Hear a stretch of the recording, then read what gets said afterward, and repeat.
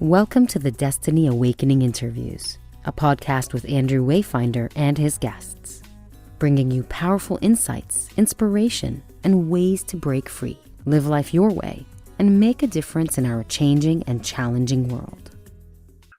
So hello, everyone, and a very warm welcome to another edition of the Destiny Awakening Interviews. I'm Andrew Wayfinder, and I'm joined today by Karen Eber, culture transformation expert, leadership development whisperer, and a keynote and TED speaker. So a very warm welcome to you, Karen. And where are you hanging out today? Thank you. I am in Atlanta, Georgia today. Oh, great. And as we were saying before, you're a little bit warmer than we are? A little bit. We're in summer. It is here. Okay, well, let's move on to your work and your experience. So Karen had more than 20 years of experience as head of culture, chief learning officer, and head of leadership development at General Electric and Deloitte before founding the Eber Leadership Group, where she's now the CEO and chief storyteller. And she and her group helps companies such as GE, Carrier, Kate Spade, Guardian, and more reimagine and evolve how they transform their cultures, including how they build leaders and teams and tell stories. And that was, in fact, the point of her TED Talk, which I can recommend. So thank you, Karen, for your time today. And the topic, storytelling for leadership and culture. And Karen's going to unpack that idea by answering 6 questions. Let's go. So the first question, Karen, who is your ideal client? And what's the transformation your work helps them achieve? The ideal clients that I work with are companies that are looking to really reimagine how they're living their culture each day.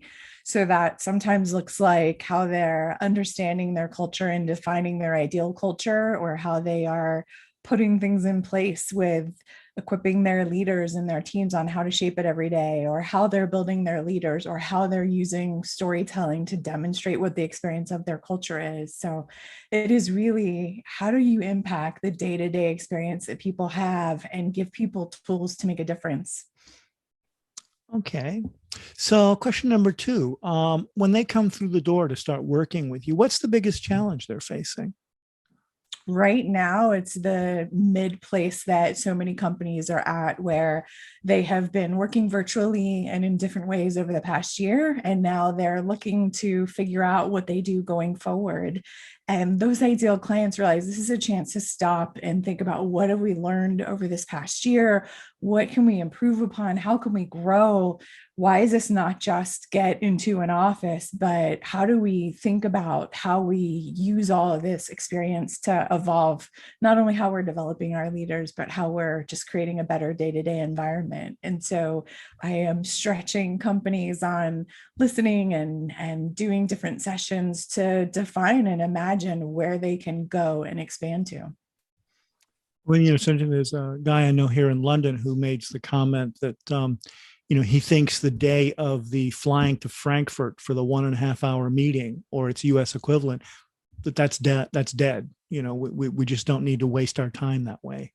No. And I think that it's not only that, it's being aware of all of our meetings. We've had so many meetings just for the sake of having them. And so I know so many companies are reimagining, okay, well, maybe it's 2 days at home and 3 days in the office, but I'm really challenging companies to think about, maybe it's 1 day a month of meetings in person all together and the rest of the time virtual. It's really what is most needed to help you get to your outcomes, and how do you prepare people to do that? Because I found the companies that struggled over the past year struggled the way that they had not prepared their leaders and didn't have agility in their culture. So if they are smart, they are paying attention and learning from it versus just trying to get back into the office.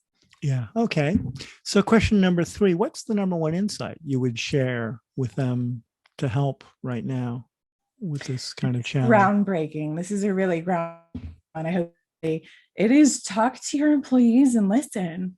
Like, there's so many companies I'm talking to that are trying to make decisions about how they move forward, and they're not listening, or they feel like they have to make decisions for everyone instead of letting each business unit or team or organization make decisions. And there's no going back to where we were. So learn and figure out what has gone well and where have you been challenged and where are you slow to make decisions. How on that, use that to define what you need, even down to the team level. So the insights are harness and listen and ask to appreciate what can be improved upon and what are the few things that people want changed, and see what's possible instead of just trying to come out with a policy that says X days in the office and X days at home. Okay, great. So question number 4, in your own development, what was the most impactful concept, book, program, talk, experience? What's the thing that really stands out of, that shifted things big time for me? So I'm in the middle of reading this. It was recently recommended to me, but it's called The Wonder Switch by Harris III. And it's all about how do you tap into this place of wonder. And if you think about as a child, we all loved wonder, and that wonder and awe makes you more interested and curious and experimental and willing to play, which leads to so many good things. And figuring out how to bring that to more people, to be more playful and to lean into things like storytelling as a way to connect and be engaged is fun. So that's my current one that's really, it's got me in wonder. Okay, that sounds great. And the wondering in children. There's been some.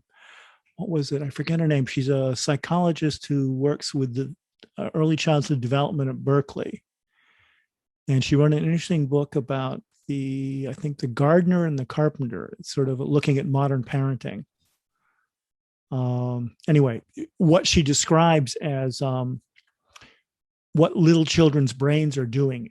She says that they are sort of the R&D department of the human species in terms of their openness and their creativity and their problem solving abilities and their imagination and their daydreaming. And I mean, like to daydream or to do imagination or imaginary play as an adult feels super weird. And so that's something we kind of have to tap back into again. Sound spike. Okay, so question number 5. What's a free resource you'd like to share with the audience to help them?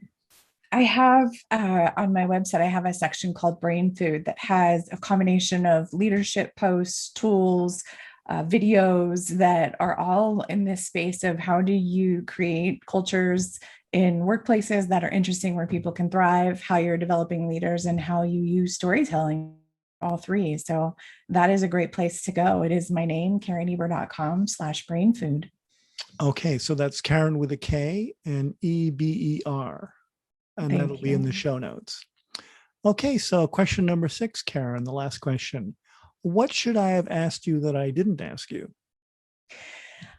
I don't have a good question for this one. I really like the questions you asked. I am a big fan of sharing what are your favorite books and podcasts. And that would have been the item that I would have said of, ask me what I'm listening to or reading. But okay.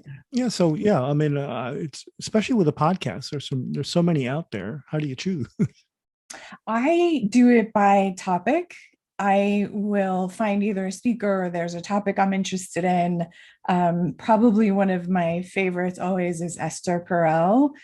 Both her relationship podcast and her one at work. There's just always something really fascinating in there. And so much of it is similar to the work that I do with teams and how you're having difficult discussions and navigating conversations. And so I feel like I'm always listening to the right episode at the right time with her.